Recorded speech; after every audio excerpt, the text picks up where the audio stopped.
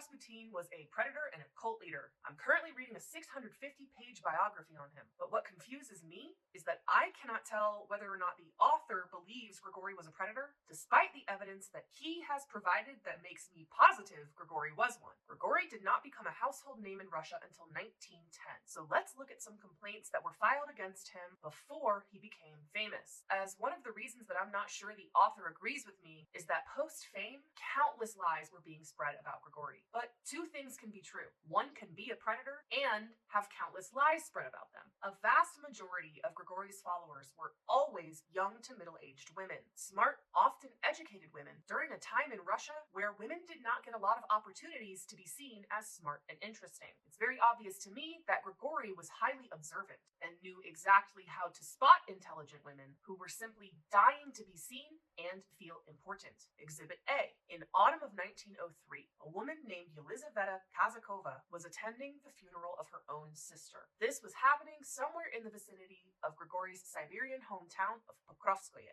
At Kazakova's sister's funeral, Grigory sought her out and told her he was looking for young maidens and women to come with him to the bathhouses where they would receive what he called full repentance and learn how to temper their passion. There was nothing immoral or improper in all this, he assured Kazakova, for he considered everyone to be part of his own family. This bizarre encounter prompted Kazakova to go home and begin her own research on who this man was. The man who walked up to her at her sister's funeral and asked her to take a bath with him. She discovered that he had been going about preaching in villages to maidens, that there were many false pilgrims in the land pretending to be monks as a ruse to seduce them. Is the false pilgrim in the room with us right now? Are you the false pilgrim? Rasputin would tell these women that the only way to protect themselves against such snakes and against temptation in general was to submit to his kisses until such a time that they were no longer repugnant to them. Then and only then would they have mastered their passion. P.U. stinky. This is a recurring theme throughout this entire book. Dude for sure had a kissing, caressing, and bathing kink, consensual or non-consensual. When Kazakova next saw Rasputin, she told him what she had heard. At first, he denied the story, saying this was the devil's teaching, but then he came around and admitted it to be the truth. There was nothing to be ashamed of, he told Kazakova, for he took all of the sin from these women and placed it upon himself. What a good guy! This is another theme that pops up all throughout this book. Grigory projecting his own perversions onto people and claiming it was actually him being selfless towards these women. He would kindly bear the burden of these baths, kissing, and caressing. That he was taking their own temptation and placing the burden of it onto himself. Obviously, Kazakova was sought out by him at a very vulnerable time in her life. He was prowling a funeral, asking women to bathe with him. But somehow, Kazakova was impressed at his response when she confronted him with these allegations. So in May of 1904, she traveled to Grigory's family home to see how he lived. She found there a large number of important society ladies who surrounded him, attended to his needs, and treated him as a great holy man.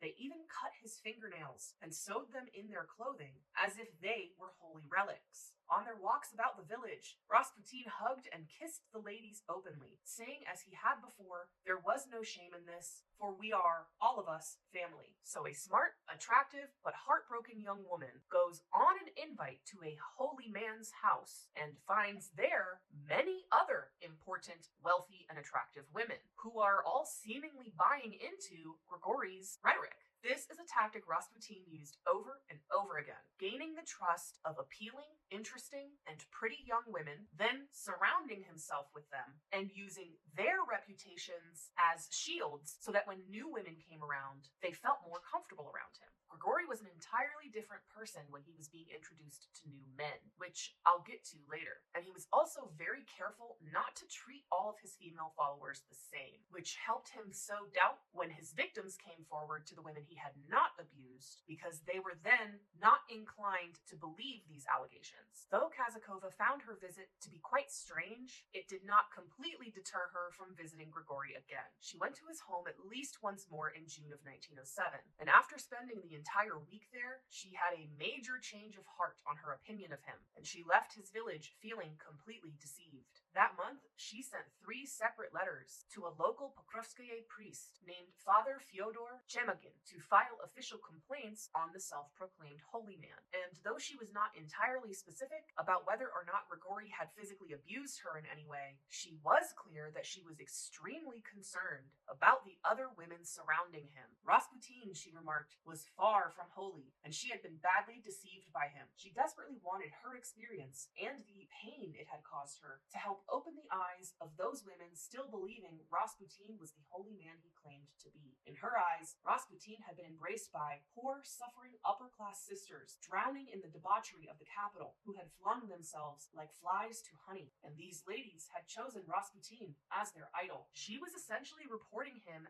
as the dangerous cult leader that he was to the local authorities. Kazakova's letters are extremely important because she met him in fall of 1903, and Grigory didn't meet the Romanovs until November 1st, 1905. And she wrote the letters of complaint about him in 1907, and he wasn't nationally famous until 1910. And she reported him to a local authority, not a newspaper. What reason did she have to lie? Nobody knew who this man was. Grigory became a household name in Russia after an article published in the Moscow Gazette by journalist Mikhail Novoselov, edited by Lev Tikhomarov, essentially went viral in March of 1910. And after its publishing, every newspaper in Russia realized that pumping out articles on Grigory meant big, big money, including and especially if they ran sensational stories with almost no truth to them. Though Kazakova realized that Grigory already had wealthy followers, she did not report Grigory to a paper, but to a local priest way before he was famous, making her a likely reliable source. And the reason Kazakova's letters were preserved is because the police were already investigating Grigory in 1907, about a year and a half after he already become acquainted with the Romanovs. This was happening because, simply put, a Siberian peasant started visiting the castle very regularly, and the secret police were like, who's this guy? But he was also being investigated because large amounts of money were being sent to his small Siberian village from St. Petersburg. His wealthy supporters were essentially tithing to him, especially Princess Militsa. So when the police came to Siberia and began requesting anything on Grigory that local authorities had, Kazakova's letters were handed to them, and they remained in his police file all the way up until Grigory's murder and even into the 1917 revolution. Though there are easily more than a dozen accounts of women claiming either misconduct or straight up abuse from Grigory in this book, all varying in severity, I'm going to highlight one other report that stood out to me as feeling credible, that of Anna Cederkolm. Anna was a 28-year-old wife of an officer in the Imperial Guard in January of 1906 when she met Grigory in the apartment of one of his most fanatical supporters, Olga Loktina. Cederkolm would see Grigory several more times throughout the next couple of years, and she always got the impression that he'd been trying to lure her into his circle. But she was pretty skeptical and found his following of women to be pretty odd. She'd witnessed Olga Loktina kiss Grigory's feet, and she'd also heard Olga exclaim on several occasions, "He is Christ!" In May of 1909, Empress Alexandra, already several years deep into the cult-like clutches of Grigory, wanted to send a group of women to his home village to observe how he lived and hopefully be convinced of his holiness. For this journey, Alexandra selected her best friend and already very loyal supporter of Grigory, Anna Vairubova, Vairubova's elderly maid, Madame Orlova, one of the nursemaids for the Romanov children, Anna Utkina, who Cederkolm had met before around Grigory and had gotten the impression he made her feel extremely uncomfortable, and a woman named Yelena, who Cederkolm was told was a daughter of a priest that Grigory had met at the palace. Cederkolm was pretty reluctant to go on this trip. It was an 1,800-mile journey, and she was not convinced Grigory was a holy man, or even a generally good guy. Alexandra sent Vairubova to Cederkolm's house to personally convince her and tell her that the trip would be completely funded by the throne. When the Empress sends someone to your house, you go on the trip. By the way, this is something that Alexandra and Nicholas did constantly. Send people they liked or trusted to meet Grigory and then report back to them what they thought of him. And I'm not sure why they continually did this because they never listened to a single one of them. Many of which came back and were like, I don't get it. He's kind of weird. This is also bizarre because it kind of implies they themselves were unsure of him. Either that or they were just sending him fresh meat. I don't know. But regardless, the 5 selected women boarded a train in St. Petersburg and headed to their first stop where they were to pick up Grigory. When they arrived, he joined them in their railway carriage and they made their way further east, where they changed trains once more and were forced to split their party into 2 separate cars. Vayrubova, Orlova, and Utkina were in one car, and Grigory, Cedarcombe, and Yelena were in another. Yelena, who Cedarcombe could tell was in the throes of religious ecstasy, was overjoyed to be with Rasputin. Anna was not. Rasputin and Yelena climbed into the upper berth and began to carry on outrageously, and Cedarcombe protested and told Yelena to climb down, but she refused, saying she was happy where she was. Cedarcombe fell asleep to the sounds of their rustling over her head. Later that night, Cedarcombe woke with a fright. She could feel a man's coarse beard on the pillow next to her. She jumped out of bed and began shouting at Rasputin, demanding he tell her in what holy books had he read that such a thing was appropriate. Rasputin said nothing and retreated to his berth,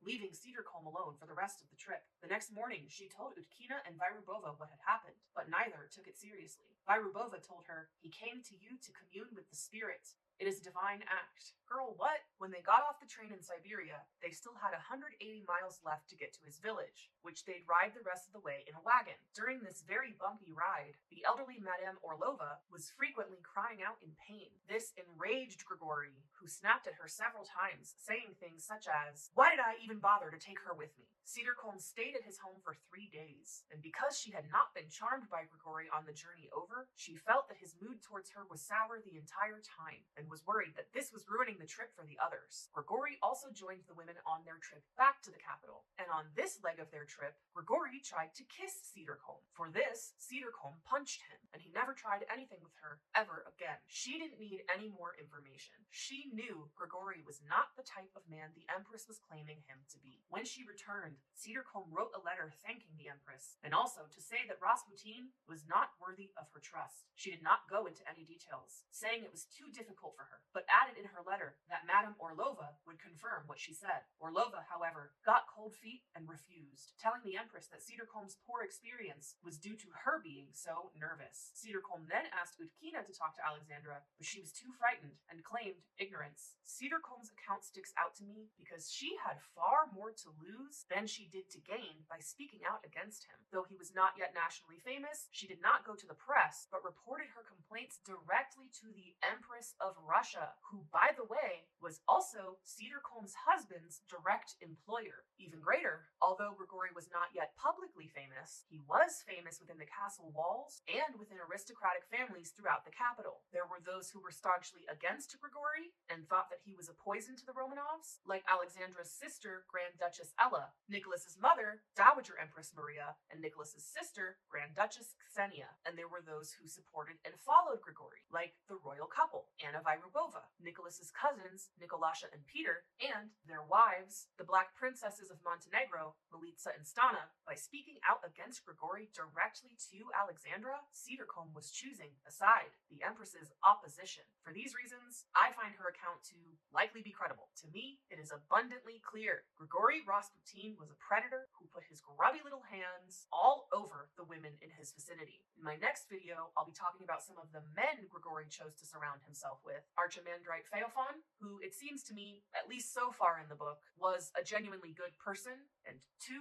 Russian Orthodox monks by the name of Hermogen and Iliodor. And if you can believe it, these 2 give me the creeps even more than Grigory Rasputin himself. I learned all of this in this book, Rasputin by Douglas Smith, and thank you so much for watching.